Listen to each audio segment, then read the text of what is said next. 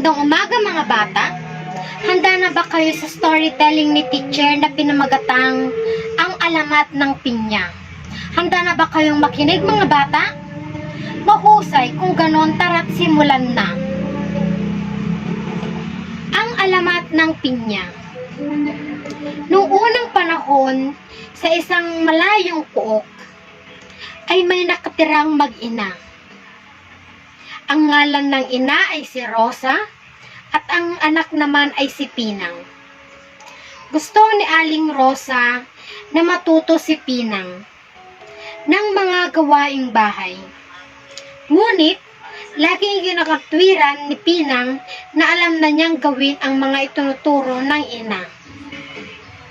Mahal na mahal ni Aling Rosa si Pinang, kaya pinabayaan na lang niya ito. Palibhasa ay nag-iisang anak.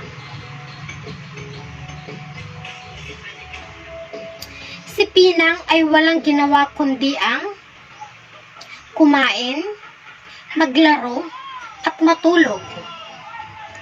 Sabi ni Aling Rosa sa sarili, bata pa naman si Pinang.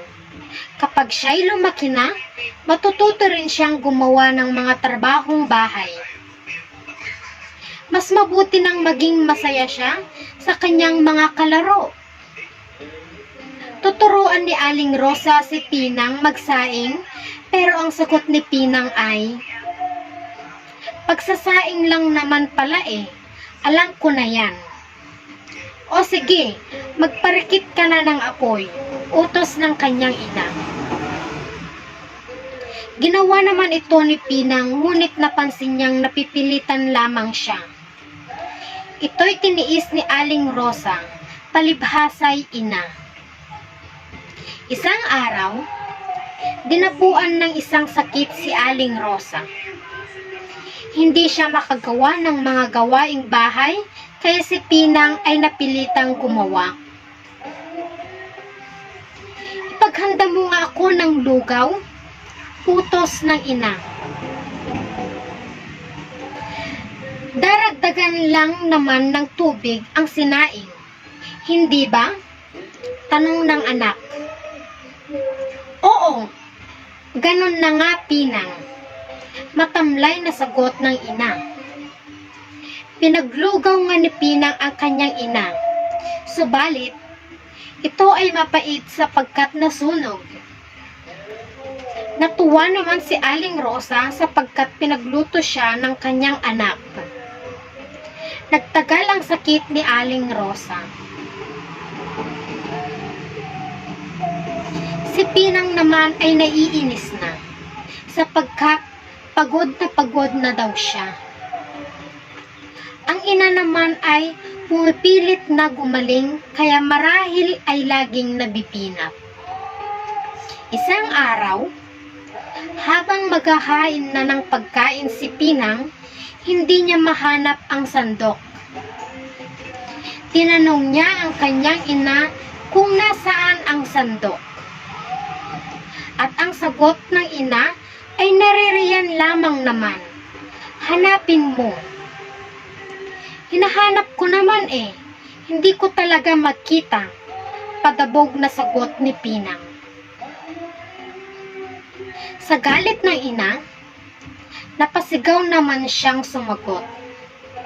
Hay naku anak ko, sana'y magkaroon ka ng maraming mata para makita mo ang mga bagay-bagay at huwag kang tanong ng tanong. Ang dami-dami mo namang sinasabi, pabalang na sagot ni Pinang.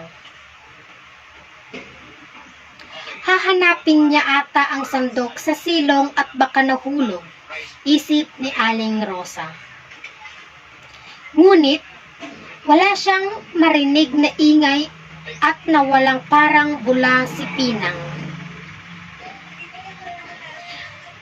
Paggaling ni Aling Rosa, habang nagwawalis siya sa kanyang bakuran, may napansin siyang halaman na tumubo malapit sa tarangkahan.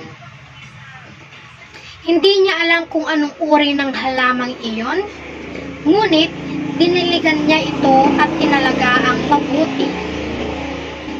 Di nagtagal ito ay nagbunga. Napansin niyang tila hugis ng ulong tao at napapalibutan ng mga maraming mata. Kaya't sumaisip sa kanya tuloy ang huling pangungusap na nasabi niya kay Pinang noon. Inalagaan niyang mabuti ang halaman at tinawag niya itong pinya. Ang alamat ng pinya.